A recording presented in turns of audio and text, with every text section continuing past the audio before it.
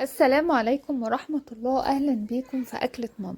هنعمل بقى مع بعض النهاردة معجنات بالجبنة وبالعجوة وبالشوكولاتة، ممكن نحشيها كمان سبانخ.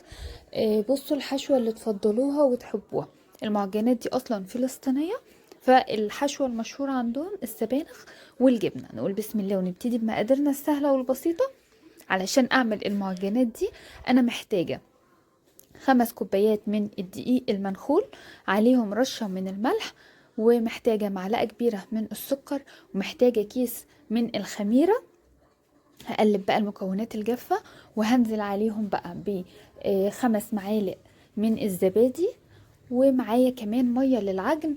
يعني من كوباية لكوبايتين مية دافية كده للعجن على حسب الدقيق بتاعنا ما يحتاج والعجينة بتاعتنا. طبعا نوع الدقيق اللي هيحدد احتياجنا للمية. لو ما فيش زبادي ممكن نستخدم لبن رايب، ما فيش اي مشكلة خالص.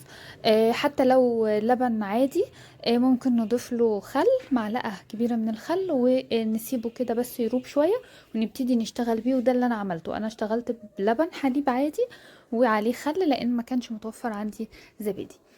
هنعجن بقى العجينة كده كويس، ممكن بالعجان وممكن بايدينا، مفيش مشكلة خالص.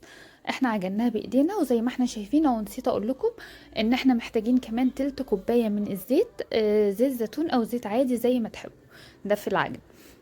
العجينة بقى شايفينها بعد ما عجناها وسبناها تخمر من ساعة لساعتين. ابتدينا بقى نقطعها كده ايه، كرات كده صغيرة.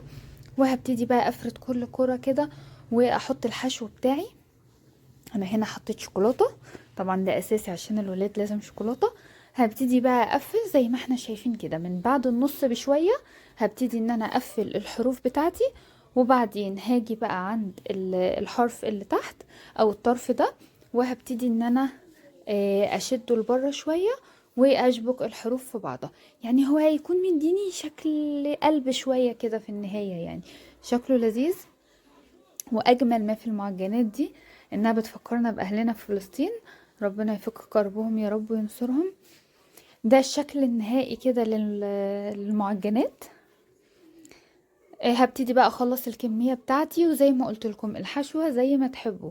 انا حشيت جبنة وحشيت شوكولاتة وحشيت عجوة، او معجون تمر يعني. الحشو براحتكم، ممكن سبانخ، ممكن كمان لحوم لو عايزين، براحتكم، فراخ، اي حاجة، مفيش اي مشكلة خالص. هخلص بقى الكمية بتاعتي كلها بنفس الطريقة.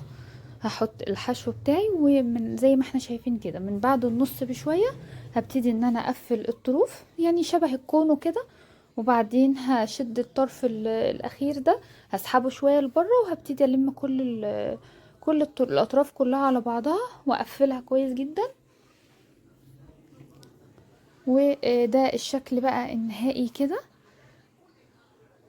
بعد بقى ما خلصنا حشواتنا جبنة وشوكولاتة ومعجون التمر وخلصنا الكمية بتاعتنا كلها، ابتدينا بقى نرص الكمية دي في الصينية بقى مدهونة كده بالزيت. وهنعمل بقى الوش بتاعه. طبعا لازم ندهن الوش كويس علشان تطلع كده لونها ذهبي كده محمر جميل. فزي ما اتعودنا على طول احنا بندهن ببيضة ومعلقة من الحليب وفانيليا، بنقلب كده في بعضه وبندهن. ممكن تدهنه بنسكافيه ولبن، ممكن تدهنوا بلبن ولبن بودر براحتكم، مش اي مشكله خالص. بس انا بالنسبه لي البيض والحليب بيدي نتيجه حلوه جدا. دهنت بقى بالبيض وبالحليب كده، وحطيت كمان سمسم على الوش. وده بقى كان شكلها النهائي بعد ما خرجت من الفرن. عاوزه اقول لكم ان ريحتها كانت تحفه، وكمان هشه بطريقه يعني مش طبيعيه، قطنيه جدا جدا، طريه قوي، هشه، ريحتها اصلا كده تفتح النفس. يعني من طراوتها ما رشتلهاش ميه. احنا متعودين المعجنات بنرش لها كده ميه اول ما تخرج، انا ما رشتلهاش ميه، طريه وقطنيه وزي الفل. ممكن نخزنها في الفريزر وناخد منها على قد ما احنا عاوزين، مع فطار بقى، مع كوبايه شاي، مع كوبايه لبن. ممكن تنفع قوي للانش بوكس للمدرسه. يعني انا حطيتها كده في الفريزر وبدات بقى اخد منها للانش بوكس كده المدرسه. بتخرجيها اول ما يعني بتروح بقى كده برد الفريزر بترجع طازة زي ما هي.